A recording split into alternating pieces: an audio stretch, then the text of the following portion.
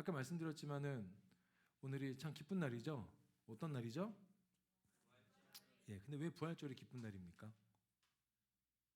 뭐 계란 먹는 날이라서 기쁘신가요? 왜 부활절이 기쁜 날이죠? 그러니까요, 왜 부활하셨는데 기쁘냐고요? 뭔가 하나가 빠졌어요. 맞아요, 구원 받았으니까인데 구원의 완성이 부활인 거죠.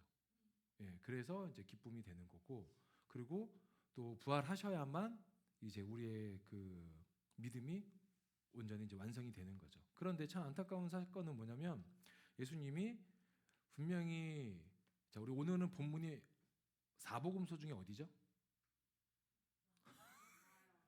마가 어디입니까? 예, 마태복음이죠. 마태복음에 예수님이 부활을 확실하게는 3번, 그리고 좀 이렇게 애매하지만은 한 번 포함하면 마태복음에만 부활을 예고하신 게 4번입니다. 예. 그런데 예수님, 우리 한번 찾아볼까요? 그러면 그 부활을 하신 그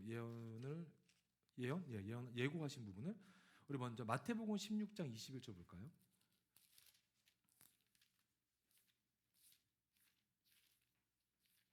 예, 마태복음 16장 21절. 예, 함께 합독하겠습니다. 시작.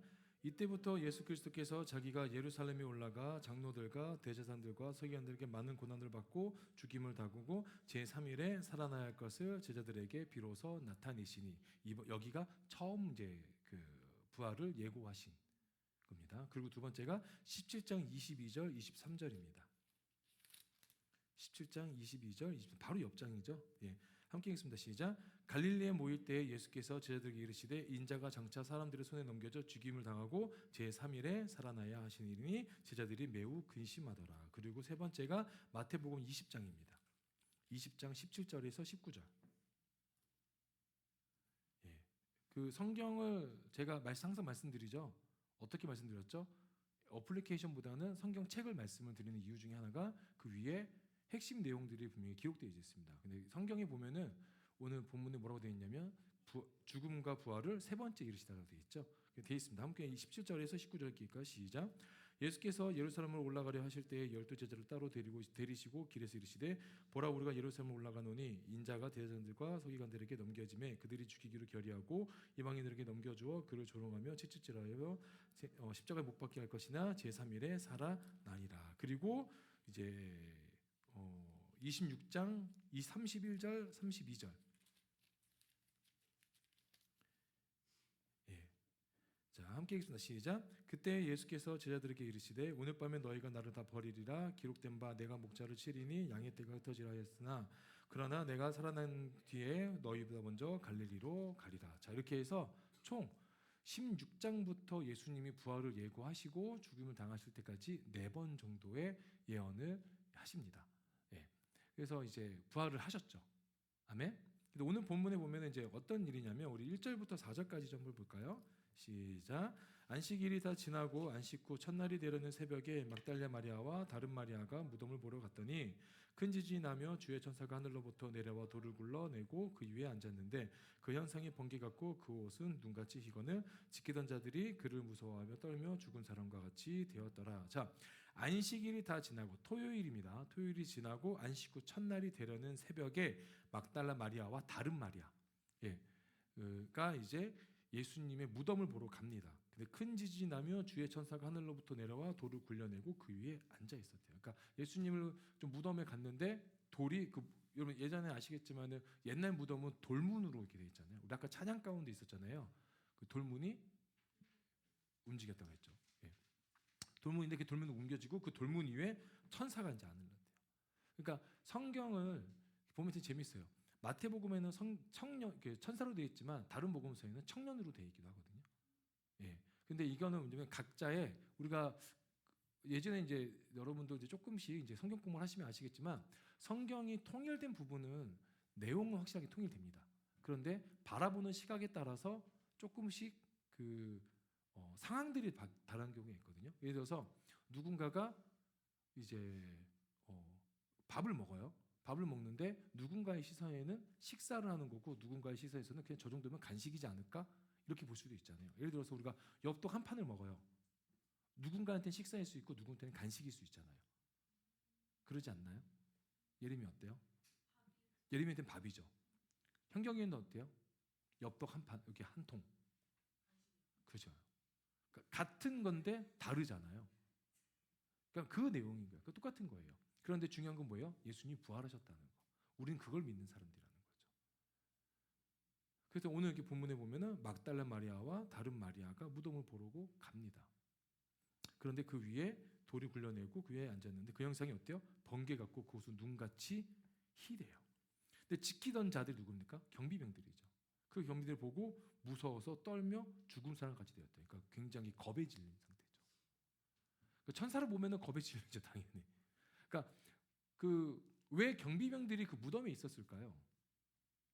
이게 되게 재미있는 사건이에요. 왜냐하면 자, 예수님이 우리 아까 4번을 봤잖아요. 부활하신다고. 누구한테 하신 거죠? 제자들에게 하셨잖아요. 그런데 제자들이 예수님 잡히셨을 때 어떻게 했죠? 행동이?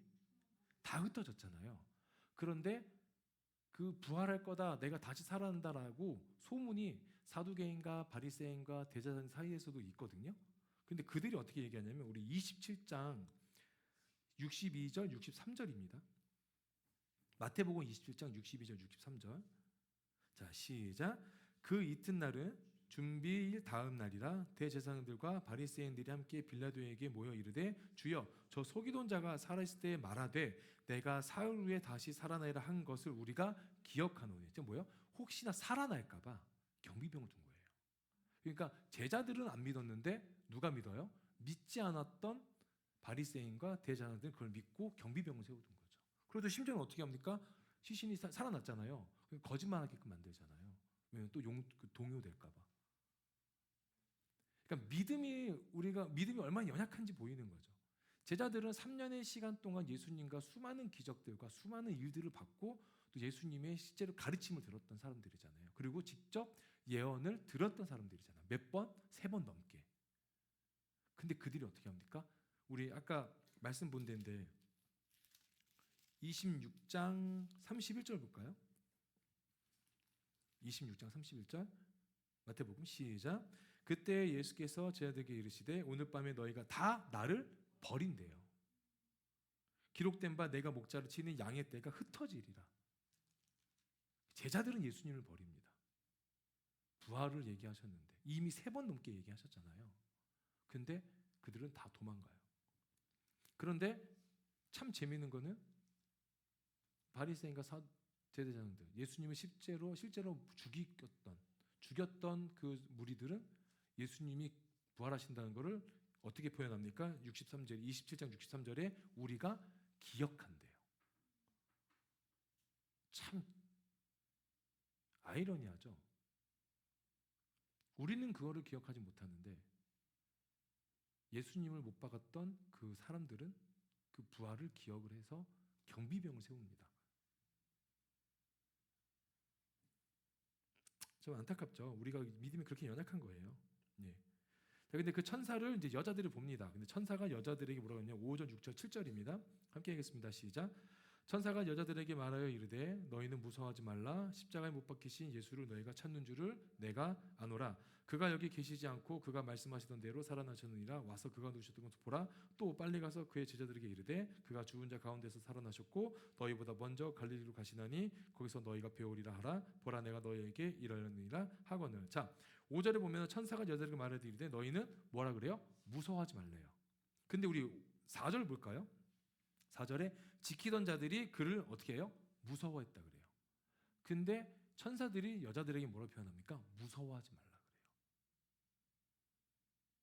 두려워하지 말라. 내가 천사하고 뭐고 간에 중요한 거는 예수가 부활하셨다는 거예요. 너희가 안전하다는 거예요. 너희가 두려워 떨지 말고 편안을 누리라는 거예요. 그래서 부활하신 후에 예수님이 제자들을 만났을 때 첫 말씀이 뭐였죠? 평안하라는 거죠. 왜 이들이 두려워했을까요? 예수님을 따르던 무리들이 같이 잡혔거든요. 예수님이 잡히셨을 때 베드로가 3번 부인하잖아요. 같이 그저 고난을 당할까 봐. 두려운 거죠. 떨리는 거죠. 나설 수 없는 거죠. 근데 이 여인들은 두려움에도 예수님 무덤으로 갔고 거기서 만난 천사들이 안심시켜 줍니다. 뭐라고 안심시켜 줍니까? 5절에 십자가에 못 박히신 예수를 너희가 찾는 줄 내가 아노라. 내가 너희가 예수 찾는지 아는데 예수님 여기에 없어 하면서 6절에 그가 여기 계시지 않고 그가 말씀하시던 대로 어떻게 되십니까? 살아나셨대요. 자, 그러면 여인들이 무덤으로 가는 그 과정 가운데 그 시간 안에 예수님이 이전에 부활하셨다는 거죠. 그죠? 이미 빈 무덤이라는 거예요. 예수님이 계시는 그 빈 무덤에 우리는 예수님이 계신 줄 알고 간 거죠. 우리의 신앙이 그럴 수 있다는 거예요. 우리의 신앙이 예수님이 여기 계시겠지, 내 구세주, 내 메시아가 여기 있겠지, 나를 구원할 수 있는 무언가가 여기 있겠지 가지만 그것은 빈 곳이 될 수도 있다는 거죠. 이거 우리 신앙의 삶에 좀 적용을 시키면 요즘에 예전에 제가 좀 잠깐 보다가 좀 황당해서 이제 보지 않는 것들이 뭐냐면 뭐 이렇게 무당들 나와가지고 하나의 사건으로 막 푸는 게 좀 있었어요. 좀 좋아하진 않지만 이제 채널을 돌리다가 막 그런 걸 좀 봤는데 크리스천들이 이제 좀 청년들이라고 해야 될까요? 뭐 이제 10대, 20대 되는 청년들이 앞날에 대한 불안감이 크잖아요. 그러니까 뭘 합니까? 심리 상담을 받으러 갑니다. 심리 상담, 타로, 무슨 점 같은 거. 그래서 예전에 제가 어서와 한국은 처음이지인가요? 그거를 봤는데 브라질인가요? 아르헨티나 남미에 온 외국인들이 우리나라 보고 너무 놀란 게 물어보면 바로 MBTI를 물어봐서 놀랬대요. 혈액형이라. 왜 사람을 그 비과학적이잖아요. MBTI하고 혈액형이 거기에 너무 사람을 가둬둔다. 근데 그들이 이해 못하는데 MBTI하고 혈액형을 믿는 나라가 전 세계로 2개밖에 없잖아요. 우리나라랑 일본. 되게 비과학적이에요. 근데 이제 우리가 그거를 너무 맹신하면은 비과학적이 되지만 이걸 통해서 이 사람이 어떤 사람인지는 조금은 이렇게 우리가 인식을 하고 다가갈 수 있기 때문에 그렇지만 그걸 맹신하면 안 된다는 거죠. 그러니까 앞날에 대한 불안함이 있으니까 이 관계에 대한 어려움이 있으니까 제일 먼저 물어본 게 너 몇 년생이야? 너 MBTI가 뭐야? 너 내향적이야? 뭐 외향적이야? 너 뭐 좋아해? 자꾸 이 사람은 캐묻잖아요. 직장에 대해서 그러지 않습니까? 제가 좀 말씀드렸던 건데 제 동생 친구가 직장 일하다가 그만뒀다 그랬잖아요. 왜 그만뒀다고 말씀드렸죠? 자꾸 일 시킨다고. 그러니까 일을 하러 갔는데 일 시킨다고 직장을 그만둔 친구. 너무 불편한 거죠. 일을 하러 갔지만 조금 일하고 많이 벌고 싶어요. 그거는 너무 뭐라고 해야 될까요? 요행이잖아요. 요행. 앞날에 대한 두려움들 맨날 찾아봤자 예수님이 안 계시면은 그곳은 빈 곳이라는 거예요. 뭐 이런저런 점 보러 다 다녀보십시오. 여름에 가면은 뭘 얘기합니까? 물 조심하라고 하잖아요. 겨울에 가면 빙판길 조심하라고 하고 똑같아요, 여러분. 뭐 차 조심해라, 뭐해라, 뭐 입신이 됐다, 막 무당이 막 심내림을 받았다, 막 그 얘기가 있잖아요. 여러분, 제가 말씀드렸나? 저 박수무당 될 뻔한 거 말씀드렸나요? 박수무당이 뭔지 아세요? 남자가 무당 되는 걸 박수무당이라고 하거든요. 저 박수무당 될 뻔했어요. 진짜예요, 여러분. 저 박수무당 안 된 이유가 뭐냐면요, 너무 감사한 거죠. 저 막 신내림을 받아야 한다고 했을 때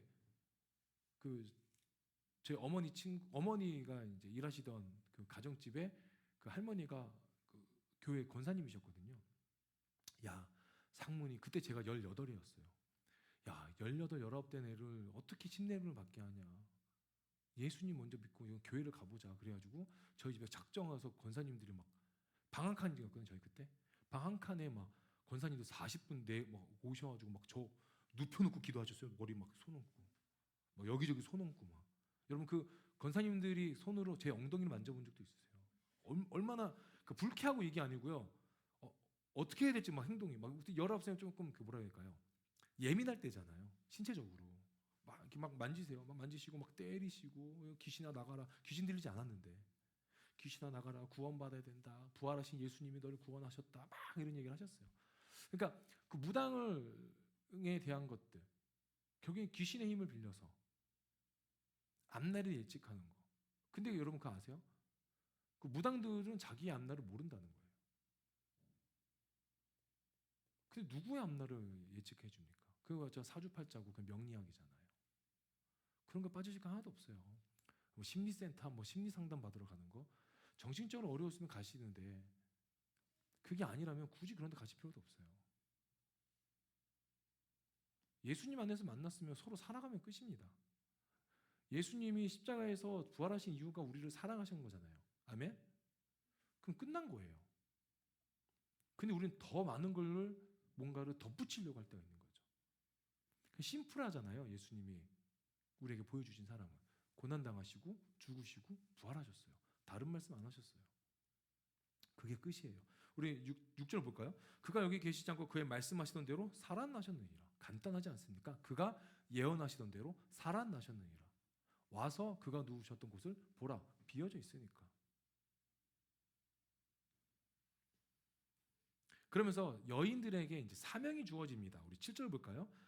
또 빨리 가서 그의 제자들에게 이르되 그가 죽은 자 가운데서 살아나셨고 너희보다 먼저 어디로 가라 그러세요?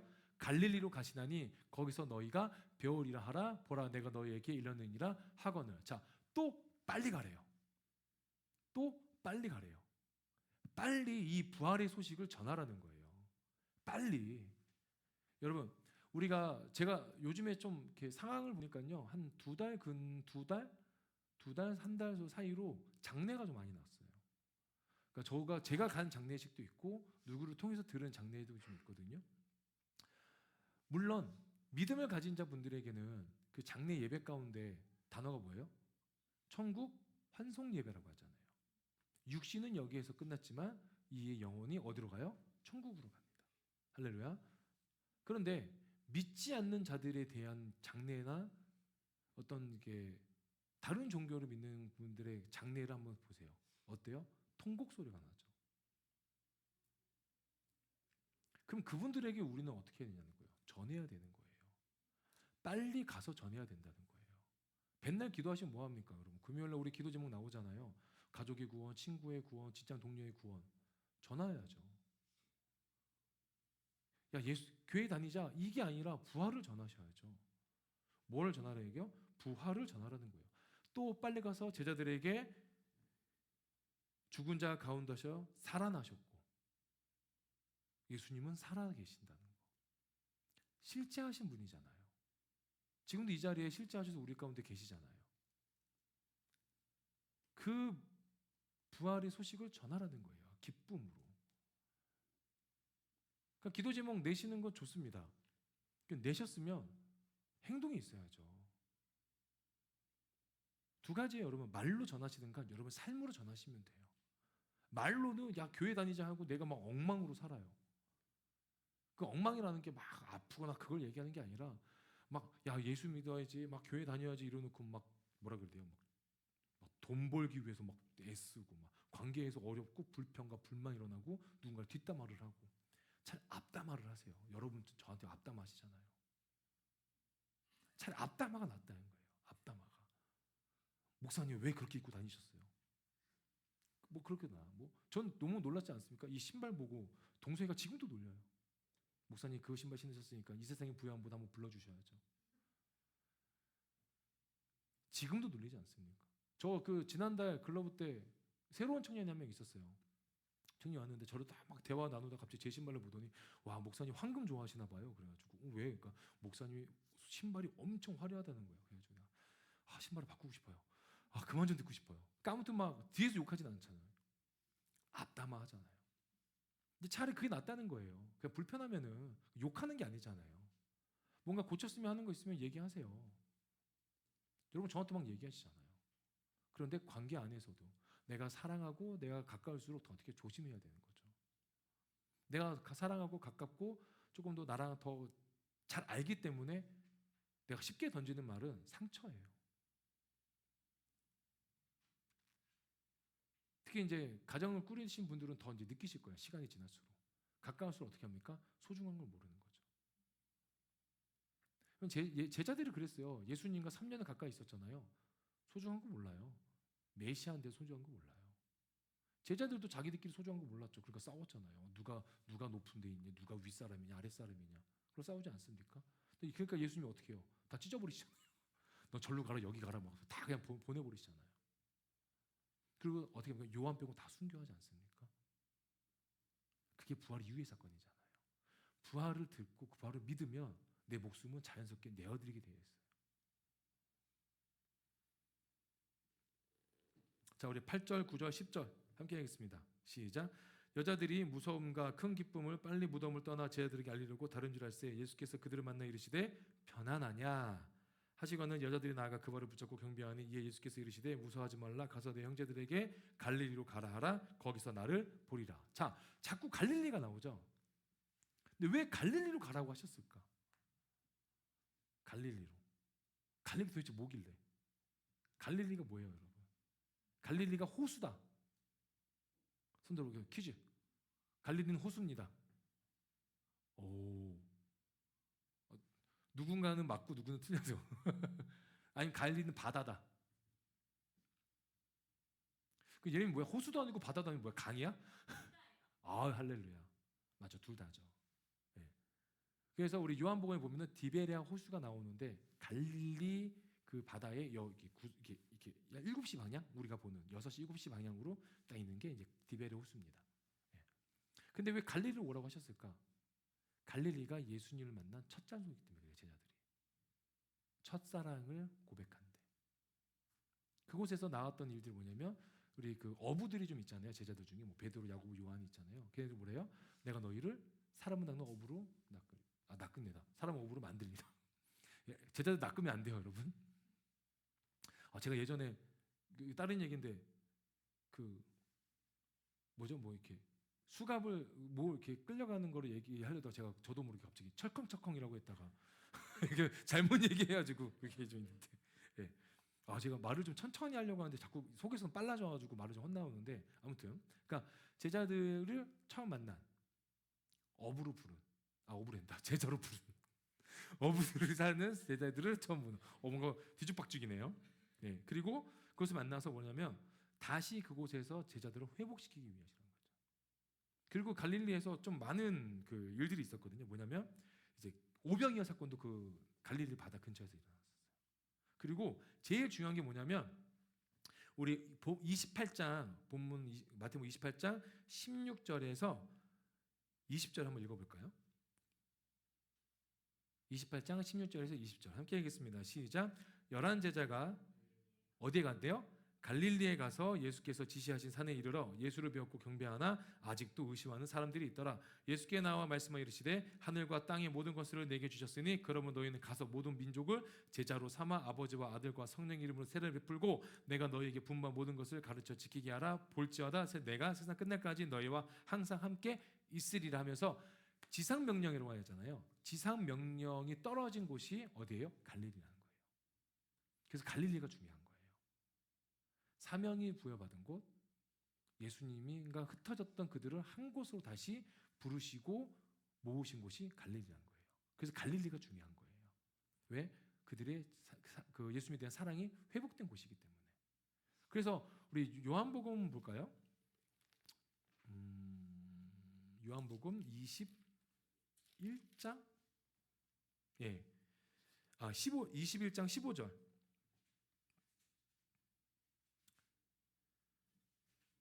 15절부터 18절까지 한번 볼게요.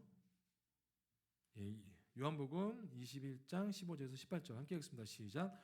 그들이 주밥 먹은 후에 예수께서 시몬 베드로에게 이르시되 요한의 아들 시몬아 내가 이 사람보다 나를 더 사랑하느냐 하시니 이르되 주님 그러하나이다. 내가 주님을 사랑하는 줄 주님께서 아시나이다. 이르시되 내 어린 양을 먹이라 하시고 또 두 번째 이르시되 요한의 아들 시몬아 내가 나를 사랑하느냐 하시니 이르되 주님 그러하나이다. 내가 주님을 사랑하는 줄 주님께서 아시나이다. 이르시되 내 양을 치라 하시고 세 번째 이르시되 요한의 아들 시몬아 내가 나를 사랑하냐 하시니 주께서 세 번째 내가 나를 사랑하냐 하심으로 베드로가 근심하여 이르되 주님 모든 것을 아시오매 내가 주님을 사랑하는 줄을 주님께서 아시나이다. 예수께서 이르시되 내 양을 먹이라. 내가 진실로 너희에게 이르노니 내가 젊어서는 스스로 띠띠고 원하는 곳으로 다녔거니와 늙어서는 내 팔을 벌리니 남이 내게 띠띠우고 원하지 않는 곳으로 데려가리라. 자, 예수님이 베드로에게 세 번의 사랑의 고백을 듣고자 하시죠.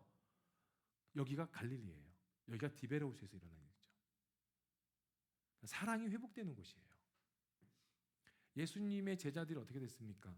예수님 잡히셨을 때 다 도망가고 흩어지잖아요.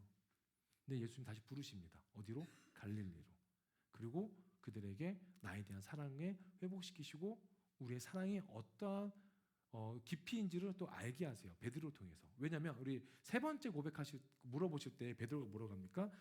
17절에 세 번째 이르시되 요한의 아들 시몬아 내가 나를 사랑하시니 주께서 세 번째 내가 나를 사랑하느냐 하심으로 베드로가 근심한다 그래요. 근데 여기서 근심은 왜 자꾸 물어보셔 이게 아니라 베드로가 예수님을 부인한 거.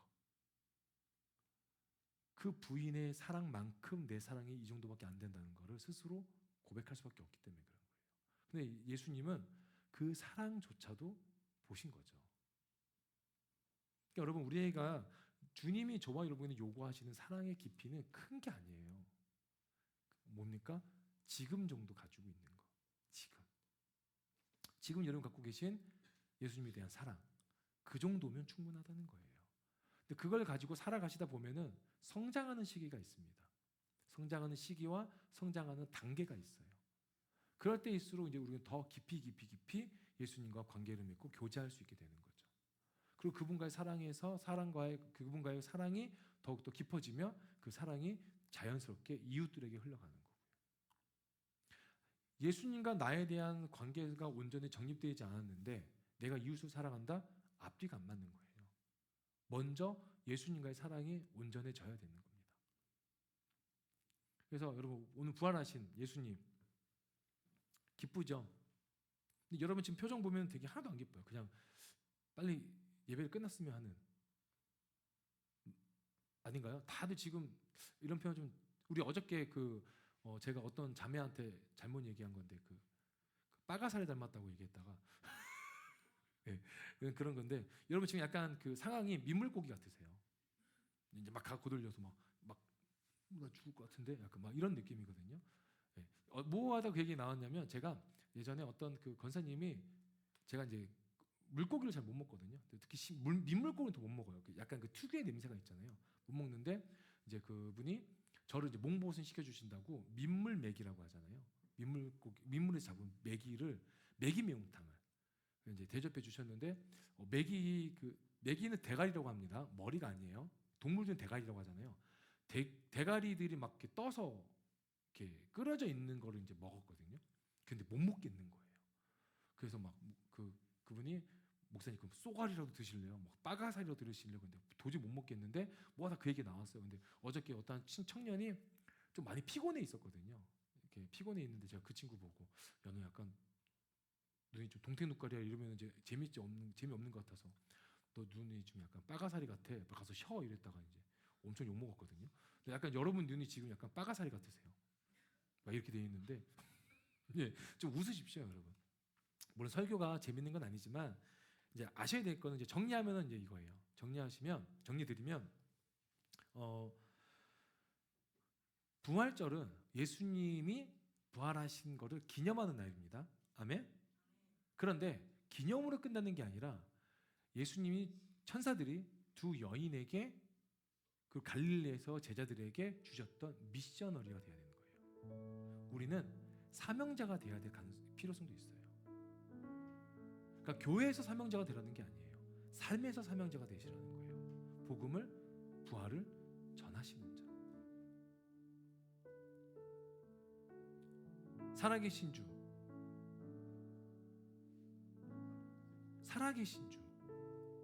그 살아계신 주가 단순한 단어가로 끝나서는 안 되는 거죠. 그건 실제하신 거잖아요. 그럼 여러분 어떻게 우리가 가만히 있을 수 있습니까? 우리 이따가 또 해피 이스터라고 그래가지고 계란 가지고 가잖아요. 사실 많은 분들이 특히 이 지역은 교회가 꽤 많아서 계란을 들고 다니신 분도 계실 거고 저 계란 많이 먹어서 배불러라고 하신 분들도 계실 거예요. 그럴 때는 서운해하지 마시고 여러분 그냥 나눠드리면서 그래도 나 더 드십시오. 예수님 부활하셨습니다. 이렇게 전하시면 되는 거예요. 계속. 오늘 아침에 우리 운유가 저한테 아빠 오늘 예수님이 탄생한 날이야. 아니야. 예수님이 부활하신 날이야. 아빠 내가 까먹었어.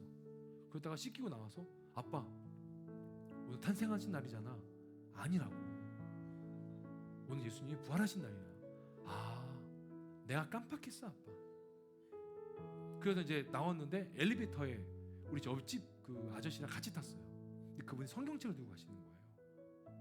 교회 다니는 거 오늘 처음 알았어요. 그분도 제가 목사인 거 모를 거예요.